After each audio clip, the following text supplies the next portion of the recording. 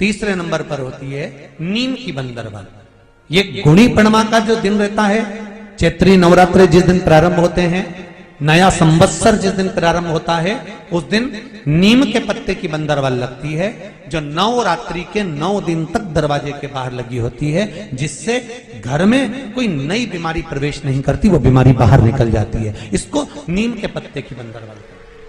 चौथे नंबर की होती है आम के पल्लव, आम के पत्ते, पीपल के पत्ते और नीम के पत्ते, इन तीनों की बंदरवाल।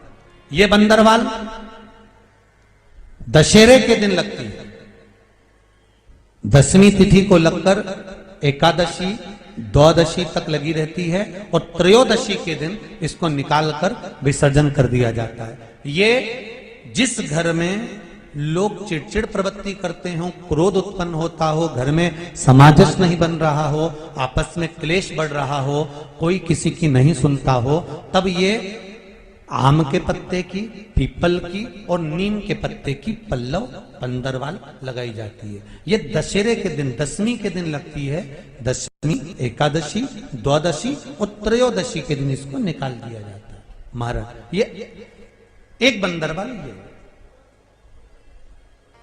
4 तरह की बंदरवाल हमारे हिंदू धर्म में वर्णन करी गई है महाराज, जो दरवाजे पर लगाई जाती है, शुभ कार्य के लिए इसको लगाया जाता है।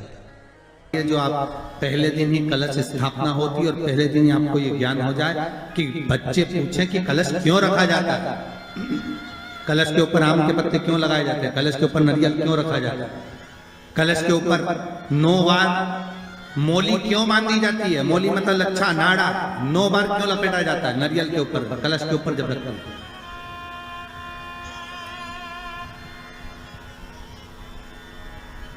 कलश के ऊपर जब जब श्रीफल रखाता है, नारियल रखाता है, तो उस पर 5 बार 7 बार मोली नहीं लपेटी जाएगी, तो 9 ही बार लपेटी जाएगी। 5 या 7 बार लपेटते हैं तो कहते हैं कि लक्ष्मी की छिन्नता होती है, और वो 9 बार लपेटी जाती है तो भरपूर लक्ष्मी का भंडार भरती है। क्यों क्यों कहते हैं? भगवान कुंभ का निर्माण कर रहे हैं, भगवान कलश का निर्माण कर रहे हैं, और भगवान स्वयं ब्रह्मदेव कर रहे हैं कि आप ऐसा निर्माण कर दो जिसमें 33 कोटि देवता स्वतः विराजमान हो जाए। तो भगवान ने उस कलश का निर्माण कर दिया। अब कलश का निर्माण करा तो स्वयं भगवान ब्रह्मदेव बोले, प्रभु इस कलश के अंदर मेरा स्थान कहां है, मेरा स्थान कहां है?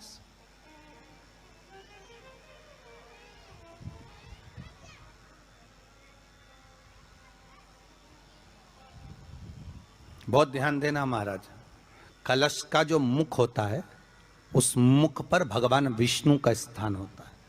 किसका स्थान है? भगवान विष्णु का। थोड़ा सा नीचे आओगे, जहां से कलश का मुख दबा हुआ होता है, वह जगह भगवान स्वयं शिव की होती है। किसकी जगह है? भगवान शंकर की। कलश का अग्रभाग, नीचे का भाग जहां से फैला हुआ होता है, वहां ब्रह्मा का आधिपत्य स्थापित होता है। फिर कलश का जो नीचे का भाग होता है, वो भगवान शिव और शक्ति का स्थान होता है। कलश के बाहरी भाग में, जहां पर बाहर का हिस्सा होता है, उस कलश के बाहरी भाग में 33 कोटि देवताओं को भगवान शंकर ने लाकर विराजमान किया होता है। महाराज भगवान शंकर 33 कोटि देवताओं को निमंत्रण देकर उस कलश में विराजमान कर दिया। कितना सुंदर लिखा है देवी भागवत के अंदर कि जहां कलश की स्थापना होती है, उस जगह पर किसी देवताओं को बुलाने की जरूरत नहीं होती। 33 कोटि देवता उस जगह पर स्वतः विराजमान हो जाते हैं। स्वयं 33 कोटि देवता स्वयं वहां विराजमान। नवरात्रे एकम से प्रारंभ नहीं होते, अरे अमावस्या की रात्रि से प्रारंभ हो जाते हैं, इसलिए उसको कहते हैं नवरात्रे। क्योंकि नवमी के दिन माता जी का विसर्जन हो जाता है, जवारों का विसर्जन हो जाता है। व्रत करने वाले कन्या पूजन, भोजन, भंडारा कराकर विराम दे देते हैं। तो नवमी की रात्रि उसमें नहीं जुड़ा पाती। उसमें रात्रि अगर जुड़ती है तो ये अमावस्या की रात्रि से जुड़ना प्रारंभ होता है, तब जाकर वो नवरात्रि पूर्ण हो पाती है। पितृलोक में पितृ जैसे निवास होकर भी इंतजार करते हैं। 4 नवरात्र हैं तो 4 ही श्राद्ध हैं। आज मौनी अमावस्या है, श्राद्ध का विराम हो जाता है और कथा अर्थात नवरात्र प्रारंभ हो जाते हैं दूसरे दिन। तो यहाँ शास्त्र कह रहा है जैसे हमें प्रतीक्षा रहती है कोई अच्छे कार्य की, कि घर में कोई शुभ कार्य हो, घर में कोई अच्छा आयोजन हो तो अपने को आनंद होगा, प्रसन्नता होगी। उसी तरह हमारे जो पूर्वज चले गए, जो पूर्वज चाहे वो अधोगति में गए हों, चाहे वो देवगति में गए हों, चाहे वो पितृलोक में निवास कर रहे हों, तो जितने भी पितृलोक में निवास करने वाले पूर्वज होते हैं वो भी ये विचार करते हैं कि हमारे घर के वंश द्वारा, हमारे वंशजों द्वारा कोई ऐसा सत्कर्म हो जिससे हमारे जीवन की वितृप्ति हो और हमें आनंद की अनुभूति हो। और ध्यान दीजिएगा महाराज, आपको चैत्री नवरात्र का स्मरण होगा, आपको शरदी नवरात्र का स्मरण होगा, पर जो आषाढ़ में और माघ में जो नवरात्रे पढ़ते हैं इसका एक आनंद ही दूसरा रहता है। बस इतना जरूर होता है कि दुनिया के लोग वो जो 2 नवरात्रे होते हैं उसमें कलश की स्थापना भी करते हैं, देवी का पूजन भी करते हैं, अर्चना भी करते हैं, मंदिरों में भीड़ भी रहती है और खूब प्रेम से माता का जगराता वगैरह सब होता है। पर ये जो नवरात्रे हैं 2 गुप्त नवरात्रे, इनका लोगों को स्मरण नहीं था। वो तो धीरे धीरे ये टीवी चैनल के माध्यम से कथाकारों ने, वक्ताओं ने स्मरण कराना जब चालू करा, धीरे धीरे बताना, मार्गदर्शन करना जब चालू करा, तब लोगों को ज्ञात होता गया कि कोई गुप्त नवरात्रा भी होता है, उसमें भी देवी की आराधना होती है। ये 4 नवरात्रे अलग अलग अवस्था के हैं, अलग अलग सुख के हैं और अलग अलग आनंद के। आपके घर में पितृदोष है, आपको ऐसा महसूस होता है, तो किसी भी नवरात्रि के पहले जो अमावस्या पड़ती है, जिस दिन अमावस्या रहे उस दिन चावल की कटोरी में एक कपूर का टुकड़ा रख दीजिए, छोटा सा, और कपूर का टुकड़ा रखकर उस कपूर को दरवाजे के बाहर कटोरी में ही, चावल रखी हुई कटोरी में ही उसको पितरों का स्मरण कर कर जला दीजिए। और जलाने के बाद उस चावल को कहीं भी किसी भी वृक्ष की छांव में पक्षियों के लिए डाल दीजिए। शिव महापुराण की कथा कहती है, अगर मान लो पितृ आपको कष्ट दे रहे हैं, पितृ आपको तकलीफ दे रहे हैं, कोई काम नहीं होने दे रहे हैं, या कहीं आपको ऐसा लगता है कि पितरों का दोष है, तो वो पितृ दोष देवी, अब ये जो आप करेंगे ये कब कर रहे हैं? अमावस्या के दिन आप उसको रख रहे हैं, अमावस्या के दिन उसको रखकर रात भर आपने रखा कपूर के साथ में, सुबह एकम पड़ गई, नवरात्रि लग गई, उसी दिन उसको जलाकर आपने पटक दिया। अर्थात उससे देवी और पितृ इन दोनों का आशीर्वाद जो प्राप्त होता है, तो घर में से पितृदोष समाप्त होकर लक्ष्मी की वृद्धि प्रारंभ हो जाती है, कार्य में सिद्धता आ जाती है। और नवरात्रि में भी देवी की आराधना का एक स्मरण का सुख है महाराज। ज्योत का विधान है, नवरात्रि में देवी की ज्योत लगती है, अखंड ज्योति लगती है, जवारे बुआए जाते हैं, कलश लगता है। ज्योत का भी विधान है, जिसके यहाँ दिया अखंड जलाया जाता है, अगर वो दिए की लो, दिए की बाती अगर दक्षिण दिशा की होती है तो उसके घर में साल भर में एक घात जरूर होती है। जो दिया अखंड जलता है उसकी बाती का मुख दक्षिण का नहीं होना चाहिए। अगर आपने देवी भागवत का स्मरण करा हो, देवी भागवत को अगर सुना हो, तो देवी भागवत में स्पष्ट किया गया कि पूर्व की ओर मुख करा हुआ दिया, अर्थात पूर्व की ओर ज्योत जो जलाई जाती है वो संपदा की वृद्धि करती है।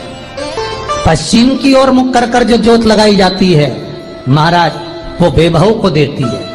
और उत्तर की ओर जो मुख कर कर ज्योत जलाई जाती है, उत्तर की ओर जो ज्योत का मुख रहता है वो आयु की वृद्धि करती है, घर में अकाल मौत को रोकती है। दक्षिण की ओर ज्योत ना लगाएं, अगर आपको लगाना है पूरब की लगाएं, पश्चिम की लगाएं या उत्तर की लगाएं।